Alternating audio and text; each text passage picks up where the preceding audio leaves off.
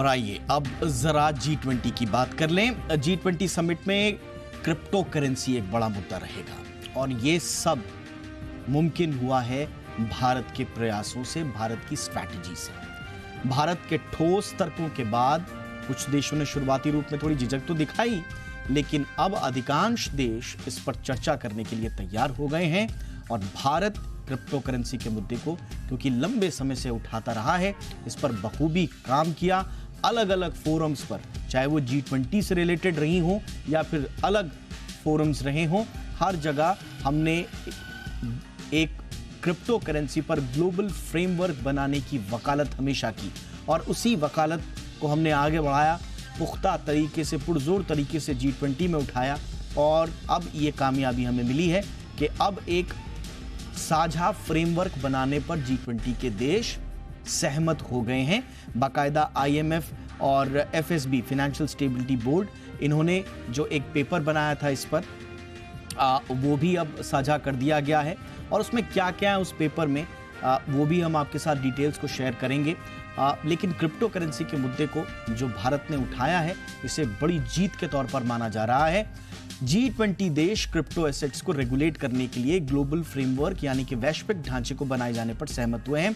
जैसा कि हमने बताया कि सिंथेसिस पेपर जो IMF और FSB की तरफ से बनाया गया था वो अब दे दिया गया है, सबमिट कर दिया गया है और इसके साथ ही इसके लिए एक व्यापक ढांचा विकसित भी करने की कोशिश की गई है।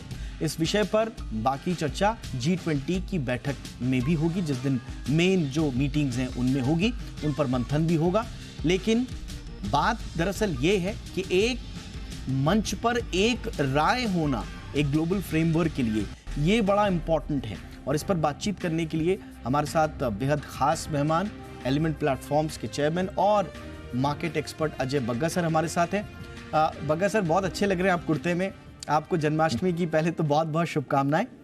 और ये जो हम कह रहे थे कि बहुत सारे नानुकुर हैं, स्वाभाविक रूप से G20 का मंच ही ऐसा है कि कुछ मुद्दों पर एक राय बना पाना बड़ा मुश्किल सा होता है। लेकिन G20 पर एक ग्लोबल फ्रेमवर्क जो सपना संजोया भारत ने, उस पर अब सहमति आ रही है, सब बातचीत करने को तैयार हैं, ग्लोबल फ्रेमवर्क बनाने को तैयार हैं। ये कितनी बड़ी उपलब्धि आप सर इसे मानते हैं भारत के लिए? ये इस G20 की अध्यक्षता का बहुत ही चरम सीमा का उपलब्धि होगा दीपक जी। और हमारे वित्त मंत्री निर्मला जी ने भी ग्लोबल फिनटेक समिट को संबोधित करते हुए इसकी तरफ इशारा जरूर किया कि देखिए, क्रिप्टो करेंसी एक कंट्री नहीं, एक राष्ट्र उसको रेगुलेट नहीं कर सकता, क्योंकि ये पूरा ग्लोबल एक जरिया है लोगों का इन्वेस्ट करने का।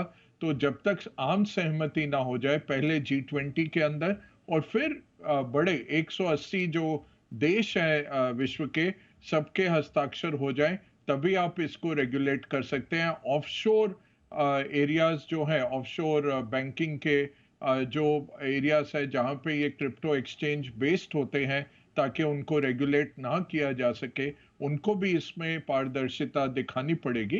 तो भारत ने एक बहुत अच्छी तरह से एक सिस्टमैटिक वे में दीपक जी ये डिस्कशन पेपर पारित किया है। IMF और FSB का 53 पेज का पेपर है। ये पूरा एक ढांचा बनाता है कि किस तरह से कोई देश इसको एग्जामिन कर पाता है। अब इस पे कॉमनैलिटी पे हमें हस्ताक्षर चाहिए होंगे, थोड़ा टाइम जरूर लगेगा। पहले G20 इसको पारित करेगा, फिर नॉन G20 देशों की तरफ जाना पड़ेगा और ये कंडीशन रखी जाएगी कि इतना मिनिमम आप रेगुलेशन करिए, इसके ऊपर आप करना चाहे रेगुलेशन या इसको बैन भी करना चाहे तो वो आम राष्ट्र की सॉवरेनिटी है, उनका पार्लियामेंट जो तय करेगा वही होगा। तो अगर आप उसमें ना अपने सिटीजन्स को ना अलाउ करना चाहें, वो भी आपको अलाउ होगा। तो इतना मिनिमम बनाया जाएगा और उसके ऊपर आपको जो भी और सख्ती लगानी है वो हर देश के लिए अवेलेबल होगा। जी, और इस सिंथेसिस पेपर में एक महत्वपूर्ण बात जो हाईलाइटेड बात है सर, वो ये भी वो कह रहे हैं कि टोटल बैन टफ होगा इन्फोर्स करने के लिए। तो ये एक व्यावहारिक अप्रोच है।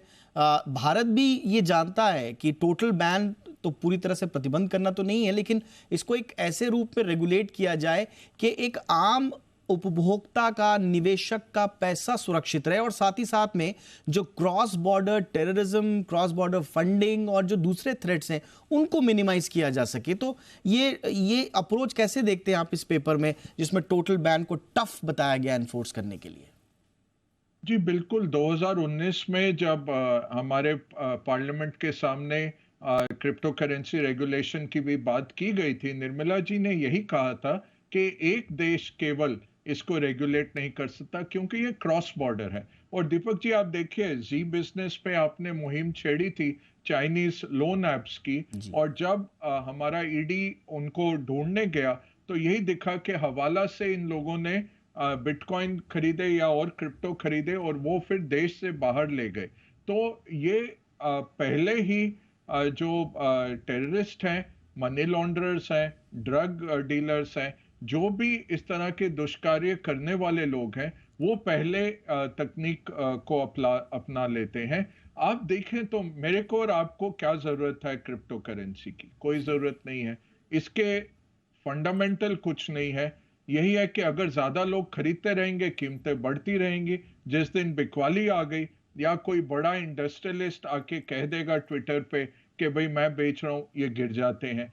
तो फंडामेंटल कुछ नहीं है, बट लोगों को इसमें रुचि है और ये इंटरनेशनली क्रॉस बॉर्डर वे में एक एसेट क्लास बनती जा रही है। तो इसमें अच्छा ही है कि हम रेगुलेटरी फ्रेमवर्क में इसको लेके आ जाएं और इसको एड्रेस करें एज एन एसेट क्लास, इसको सिक्योरिटी कॉन्ट्रैक्ट रेगुलेशन में लेके आए ताकि वो बाध्य रहें जो लोग इसको करते हैं। अब देखिए, भारत में एक बहुत अजीब केस हुआ कि एक क्रिप्टो एक्सचेंज चल रहा था। पहले उन्होंने कहा हम सब्सिडरी हैं इंटरनेशनल एक्सचेंज के, और फिर इंटरनेशनल एक्सचेंज ने उनसे हाथ धो दिया जब ईडी उनके घर पहुंच गई और पकड़ा उन्होंने कि आपने इस तरह का दुष्कार्य किया है। तब वो इंटरनेशनल एक्सचेंज कहता है जी ये मेरे तो सब्सिडरी है नहीं, तब तक इसका नाम यूज कर रहे थे ये। और एक साल पहले याद करिए कितने फाइनेंशियल इन्फ्लुएंसर्स, कितने सेलिब्रिटी सब कह रहे थे भाई क्रिप्टो ही है अगले आगे आने का फाइनेंशियल तरीका। अब वो सब भी गायब हो गए।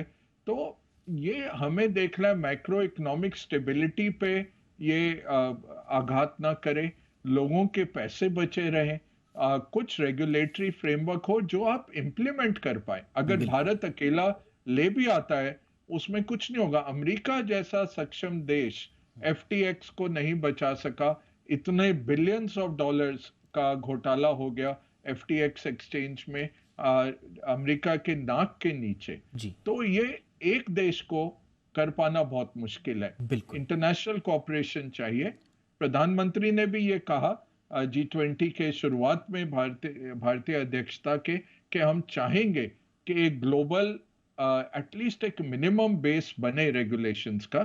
जिस तरह आप ड्रग पेडलर को अपने नहीं आने देते, जिस तरह आप टेररिस्ट को नहीं आने देते, वैसे ही अनरेगुलेटेड क्रिप्टो को आप हवाला या मनी लॉन्ड्रिंग करना मत अलाउ करिए। एब्सोल्युटली, बिल्कुल सही। भारत ने यह जरूर कहा कि एक देश के बस की यह बात नहीं है, यह बड़ी व्यावहारिक बात है, लेकिन एक देश कौन इनिशिएटिव लेगा, यह बड़ा महत्वपूर्ण प्रश्न था। और इसमें आप देखिए हम क्यों कह रहे हैं कि G20 का यह बड़ा महत्वपूर्ण और शीर्षस्थ एक तरह से उपलब्धि हो सकती है, क्योंकि भारत ने यह पहल की।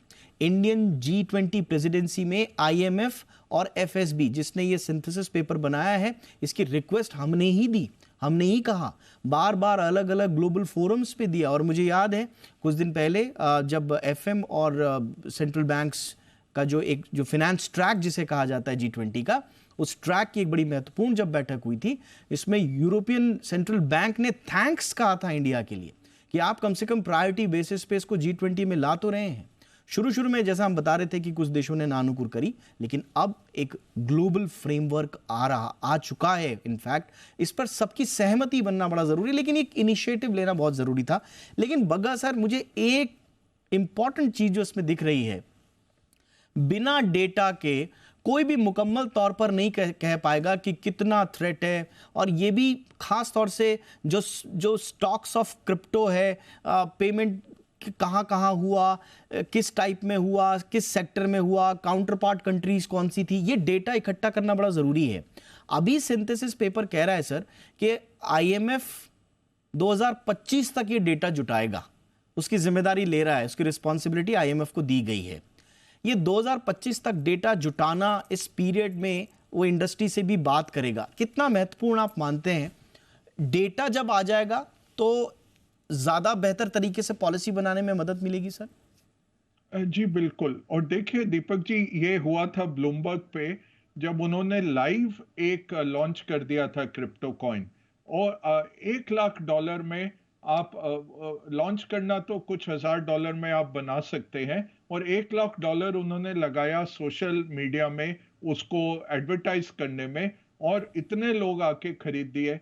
तो ये बहुत हो रहा था कि लोग लगभग 20,000 इस तरह के क्रिप्टो कॉइन एक टाइम पे आ गए थे कि आप ओवरनाइट लॉन्च करिए, लोगों से लीजिए, उसको आप खरीद बेचकर ऑपरेटर की तरह उसको प्राइस रिगिंग करिए और फिर पैसे लेके भाग जाइए। लोगों के हाथ में कुछ नहीं होगा। इसमें कोई कैश फ्लो नहीं है, इसमें कोई फंडामेंटल नहीं है। ये जो लोग कह रहे थे कि फिएट करेंसी, मतलब जो सेंट्रल बैंक्स की होती है करेंसी, उससे हम एक और विकल्प ऑफर कर रहे हैं, वो भी नहीं दिखा, क्योंकि क्रिप्टो करेंसी का कोरिलेशन भी हो गया रिस्क एसेट। जो बाकी रिस्क एसेट जब गिरते हैं, क्रिप्टो भी गिर जाता है। और चरम सीमा से, नवंबर 2021 की चरम सीमा से 60% बिटकॉइन, जो सबसे आप कह सकते हैं विकसित क्रिप्टो है, वो 60% अभी भी गिरा हुआ है। तो ऐसा भी नहीं है कि आपकी वॉलेटिलिटी कम हो गई मार्केट से। तो वही मैं कह रहा हूं कि आम नागरिक के लिए इसमें कुछ नहीं था। हाई नेटवर्थ इंडिविजुअल्स ने शौकीना तौर पे कुछ ले लिया।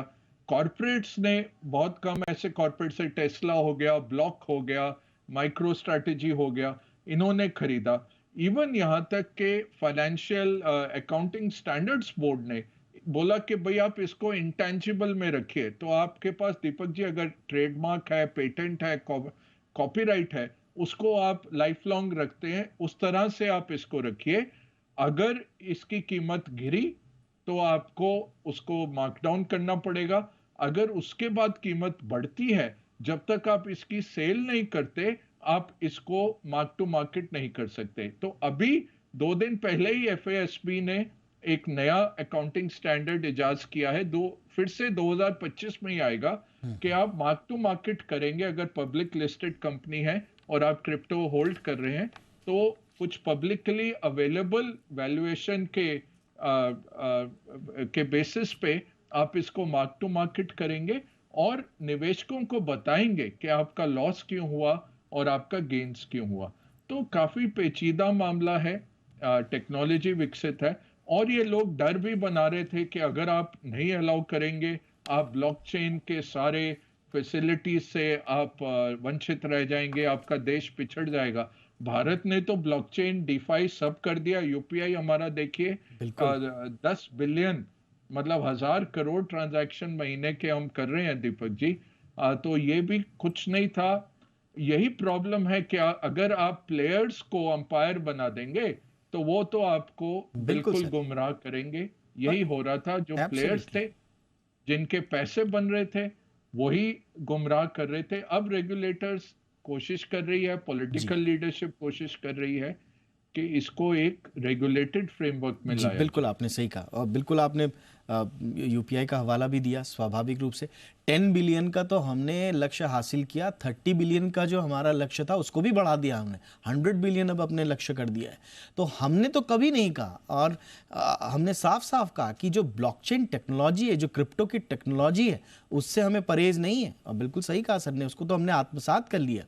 सिर्फ जो मैक्रो इकोनॉमिक और फाइनेंशियल स्टेबिलिटी रिस्क्स थे, जो सिक्योरिटी रिस्क्स थे, जो क्रॉस बॉर्डर टेररिज्म, इनसे जुड़े हुए जो रिस्क थे, हम उनको मिनिमाइज करना चाहते हैं। निवेशक का ध्यान हम चाहते हैं कि उसके निवेशकों के सुरक्षित हो और इस पर पूरी दुनिया में चर्चा हो। इसमें हम कामयाब हासिल हुए। तकनीक से हमारा कोई परहेज नहीं है, तकनीक से हमारी कोई दुश्मनी नहीं है। Thank you so much Ajay Bagga sir, आपने वक्त निकाला हमारे लिए।